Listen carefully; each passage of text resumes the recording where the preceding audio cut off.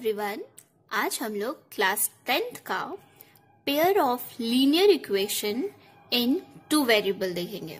सबसे पहले इक्वेशन क्या होता है, लीनियर इक्वेशन क्या होता है। देखो 3x plus 1 is equals to 0, ये एक इक्वेशन है और ये लीनियर इक्वेशन है। क्यों?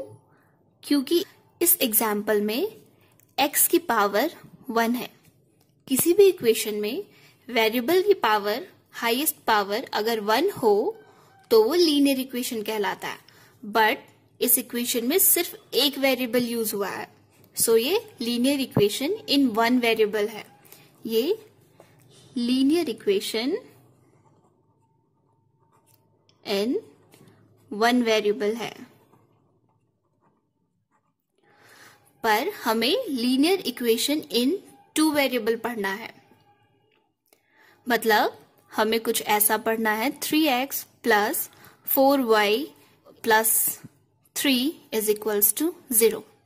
ओके, इस इक्वेशन में टू वेरिएबल है और हाईएस्ट पावर वेरिएबल की 1 है। ओके, सो ये लीनियर इक्वेशन है बट इन टू वेरिएबल है, इसमें टू वेरिएबल यूज हुआ है। ओके, सो ये linear equation in two variable है।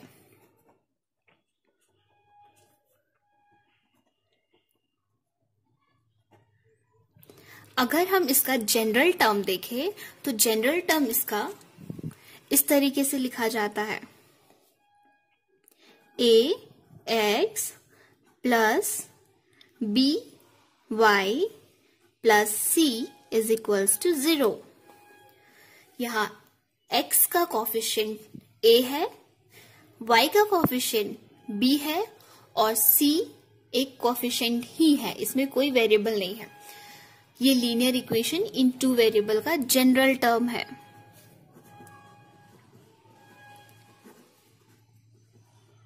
ओके, बट हमें पेयर ऑफ लीनियर इक्वेशन पढ़ना है। इट मींस ये सिंगल लीनियर इक्वेशन है, हमें पेयर पढ़ना है। मतलब कि a1x plus b1y plus c is equals to 0।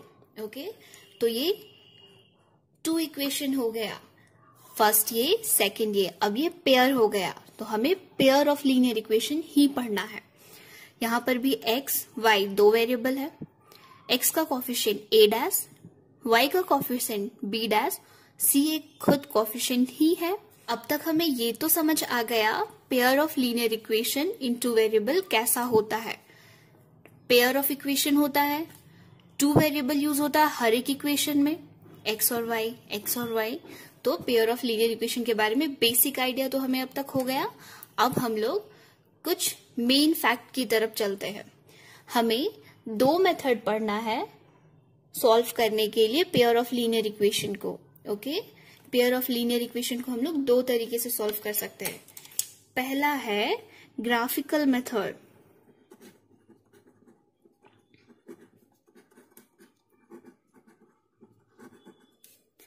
और सेकंड है अलजेब्रिक मेथड।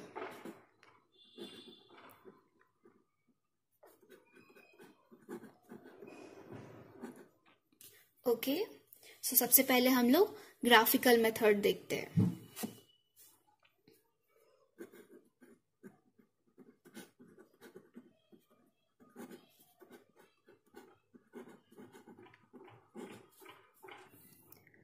ग्राफिकल मेथड में तीन कंडीशंस के बारे में हम जानेंगे जो हमें पढ़ना है।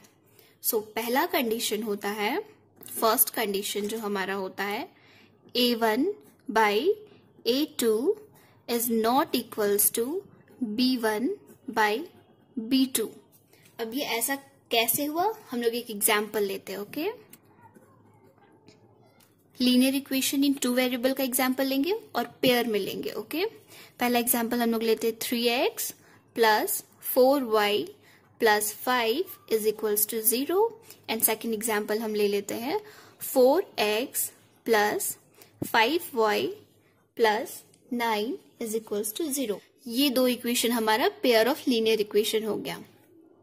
अब इस इक्वेशन में A1 ये है, A2 ये है, B1 ये है, B2 ये है, क्योंकि हमने देखा A, B, A dash, B dash. So हमारा A1, B1 ये है और A2, B2 ये है। अगर हम इसे लिखे 3/4 A1/A2, इट मीन्स A1 ये है, A2 ये है, A1/A2 equals to B1/B2। B1 हमारा 4 है, B2 हमारा 5 है। तो क्या ये दोनों आपस में इक्वल है?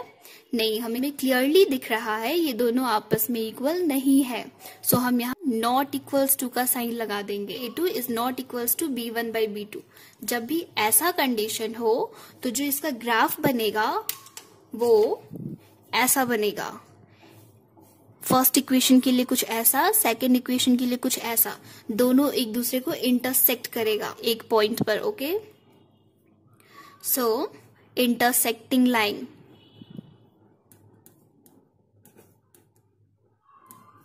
इसका ग्राफिकल रिप्रेजेंटेशन इंटरसेक्टिंग लाइन होगा। ओके, अब इस इक्वेशन की कितनी सॉल्यूशन होंगी?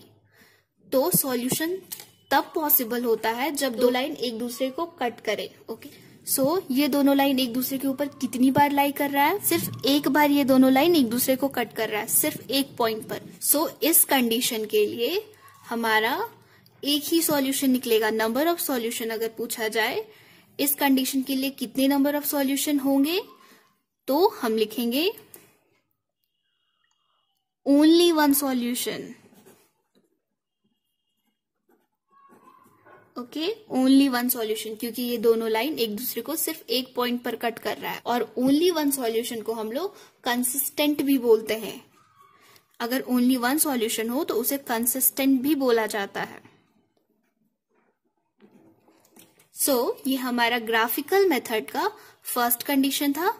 अब हम सेकेंड कंडीशन देखेंगे। सेकेंड कंडीशन हमारा होता है A1/A2 is equals to B1/B2 is equals to C1/C2। इसके लिए हम एग्जाम्पल लेते हैं।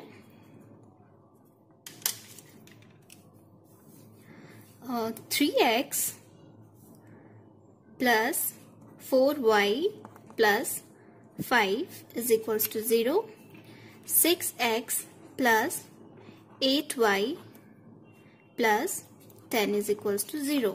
ये हमारा एग्जाम्पल है सेकेंड कंडीशन के लिए। इसे अगर हम सॉल्व करें तो 3/A1/A2 3/6, B1/B2 4/8, C1/C2 5/10।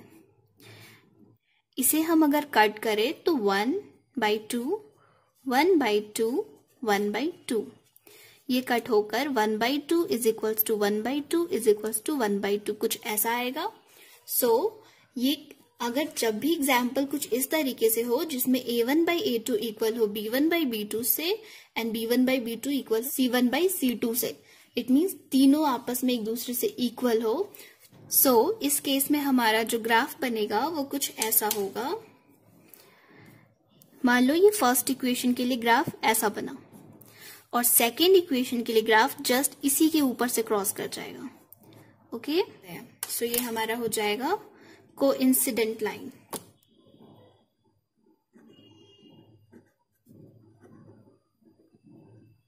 ओके, और इसमें कितनी पॉइंट पर ये दोनों लाइन एक दूसरे को टच कर रहा है?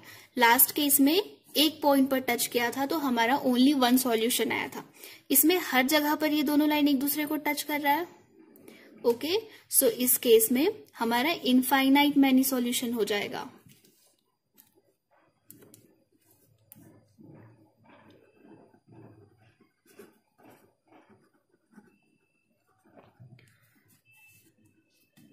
और जब भी इनफाइनाइट मैनी सॉल्यूशन भी हो तो हम उसे कंसिस्टेंट ही बोलते हैं। अगर एक भी सॉल्यूशन बने या बहुत सारा सॉल्यूशन बने तो वो कंसिस्टेंट कहलाता है। और जब एक भी सॉल्यूशन ना बने, किसी भी पॉइंट पर दो लाइन इंटरसेक्ट ना करे, टच ना करे एक दूसरे को, तब वो इनकंसिस्टेंट कहलाता है। ओके, अब हम थर्ड कंडीशन देखेंगे। ओके, थर्ड कंडीशन क्या होता है हमारा? A1/A2 is equals to B1 by B2 is not equals to C1 by C2. Okay, so इसके लिए हम एक एग्जाम्पल लेते हैं. 3x plus 2y plus 4 is equals to 0, and here 6x plus 4y plus 9 is equals to 0. Okay, now जब हम इस equation को सॉल्व करेंगे इस टर्म में a1 by a2, it means 3 by 6 is equals to b1 by b2, 2 by 4 is equals to c1 by c2, that is 4 by 9. इसे हम solve करेंगे तो 1 by 2, यहाँ भी 1 by 2 और ये 4 by 9 ही रहेगा. It means 1 by 2, 1 by 2 and 4 by 9. ये दोनों तो आपस में equal, but 1 by 2 is not equals to 4 by 9. Okay, so जब भी ऐसा कंडीशन हो तो हमारा जो ग्राफ बनेगा वो पैरेलल होगा. इस इक्वेशन के लिए स्ट्रेट लाइन और इस इक्वेशन के लिए भी स्ट्रेट लाइन, पर दोनों आपस में पैरेलल होगा. ओके, और इस केस में हमारा ग्राफ हो गया पैरेलल लाइंस. ये दोनों पॉइंट कहीं भी एक दूसरे को टच नहीं कर रहा है. पैरेलल लाइन कभी भी एक दूसरे को टच नहीं करता है. सो हमारा सॉल्यूशन इस केस में एक भी नहीं बनेगा. So no solution. Okay, and अगर एक भी सॉल्यूशन ना हो तो उस केस को हम बोलते हैं इनकंसिस्टेंट. सो ये हमारा बेसिक था pair of linear equation in 2 variable के लिए. आई होप यहां तक सबको समझ आ गया होगा. ये ग्राफिकल मेथड था जिसके 3 कंडीशन होते हैं. First condition a1 by a2 is equals to b1 by b2. Second condition a1 by a2 is equals to b1 by b2 is equals to c1 by c2. And third condition a1 by a2 is equals to b1 by b2 but not equals to c1 by c2. अब हम लोग इसे algebraic method में जानेंगे कैसे solve करते हैं. Okay, algebraic method में हम पेयर ऑफ इक्वेशंस जो होते हैं उन्हें कैसे सॉल्व करना है वो जानते हैं. तो सॉल्यूशन भी हम 3 तरीके से कर सकते हैं. पहला सब्स्टिट्यूशन मेथड, दूसरा एलिमिनेशन मेथड एंड तीसरा क्रॉस मल्टीप्लीकेशन मेथड. सो सबसे पहले हम लोग सब्स्टिट्यूशन मेथड के बारे में जानते हैं, इसमें कैसे होता है सॉल्यूशन. ओके, सो सब्स्टिट्यूशन मेथड.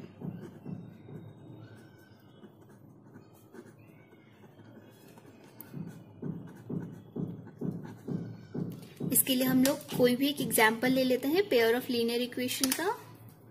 ओके,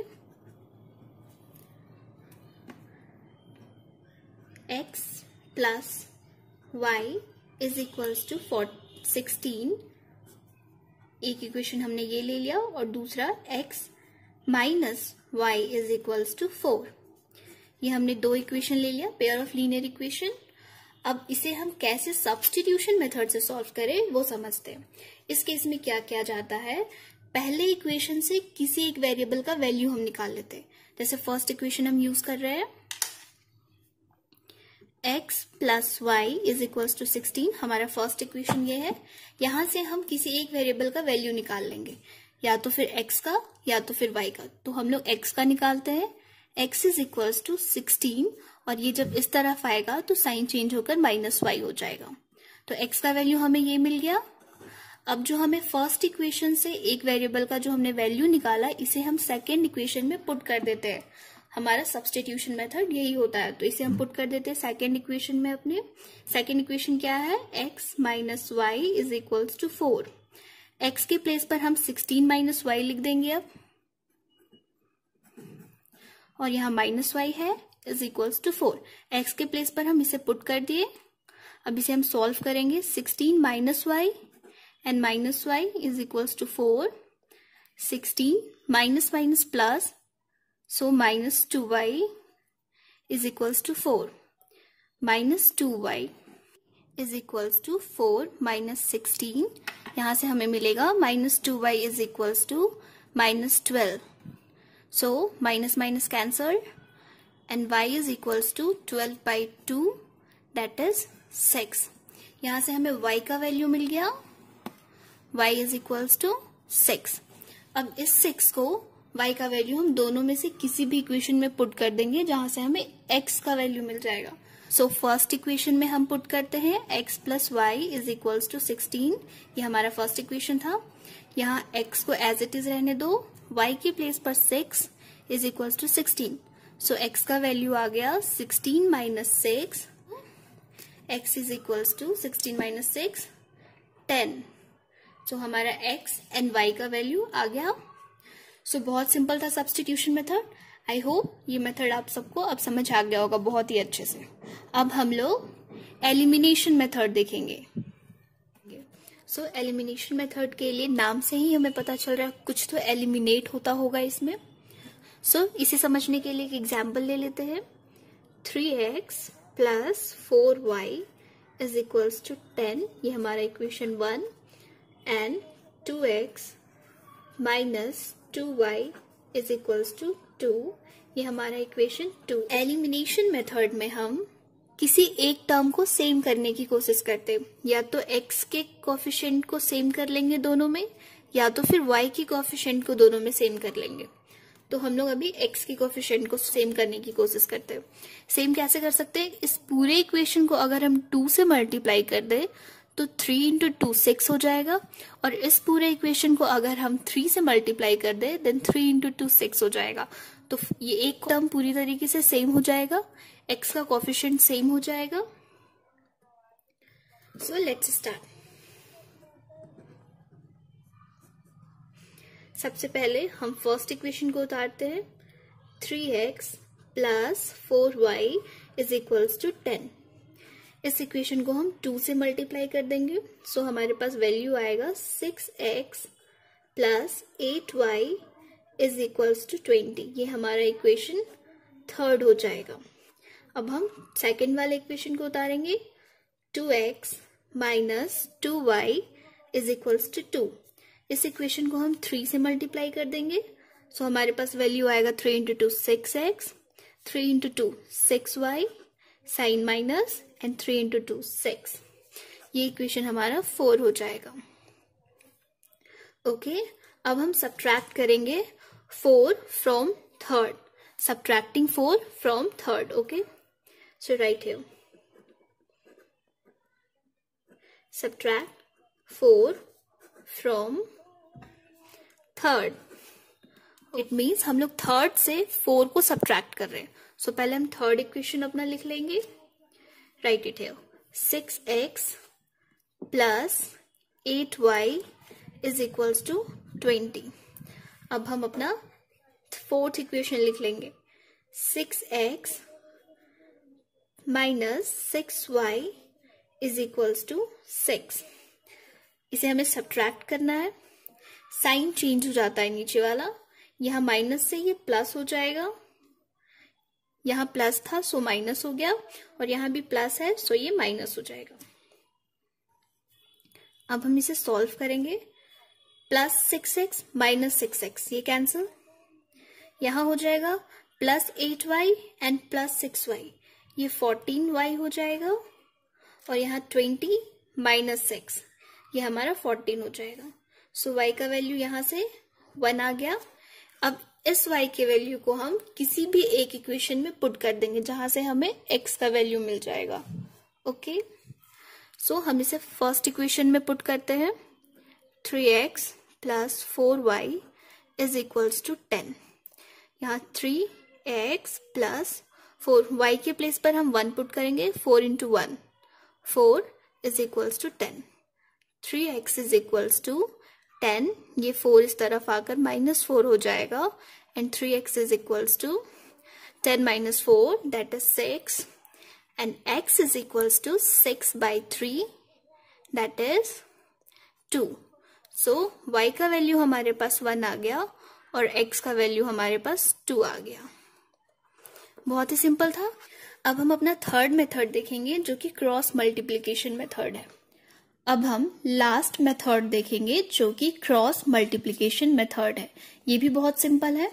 इसके लिए हमने एग्जाम्पल ले लिया है 2x plus y minus 5 is equal to 0।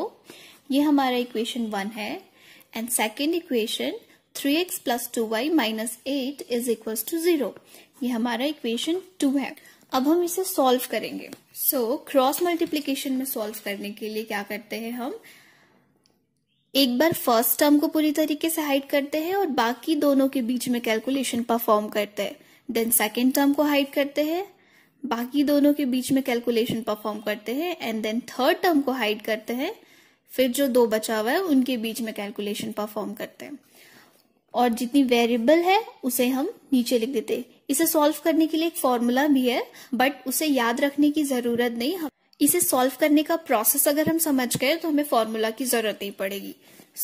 सबसे पहले फर्स्ट वेरिएबल x है, हम यहाँ x लिख देंगे। सेकेंड वेरिएबल y है, यहाँ y लिख देंगे और थर्ड के प्लेस पर हम 1 लिख देते हैं। ओके, नाउ तीनों को इक्वेट हम करते हैं। फर्स्ट टर्म को हाइड किया, सेकेंड के बीच में कैलकुलेशन परफॉर्म करते हैं। y का कोएफिशिएंट 1 है, 1 × -8 दैट इज -8, बीच में हम हमेशा माइनस साइन डालते हैं। Then -5 × 2 that is -10। अब हम y के लिए सॉल्व करेंगे।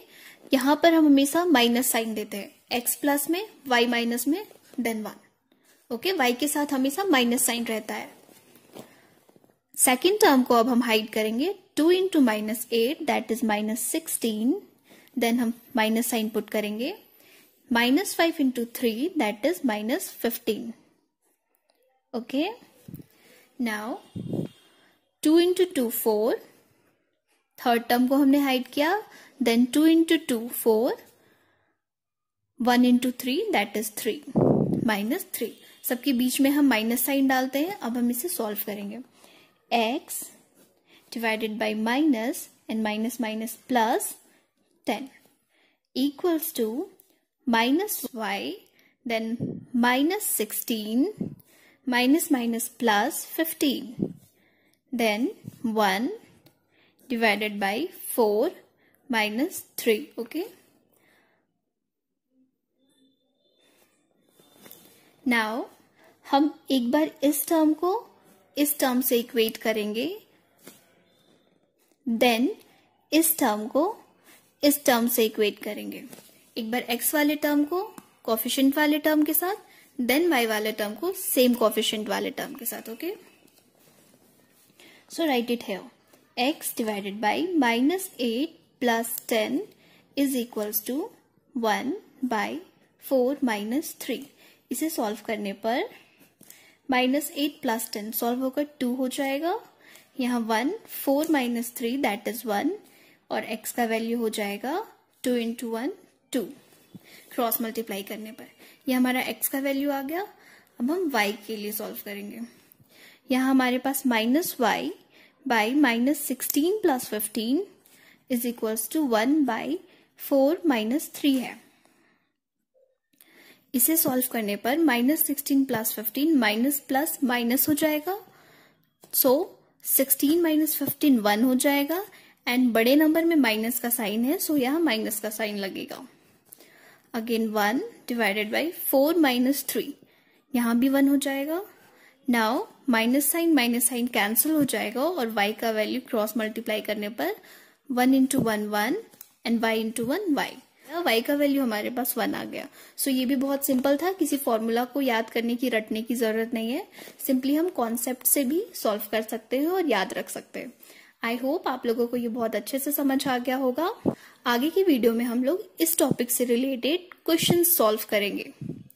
Okay, so thank you for watching my video. If you like my video, please hit the like button and do not forget to subscribe my channel.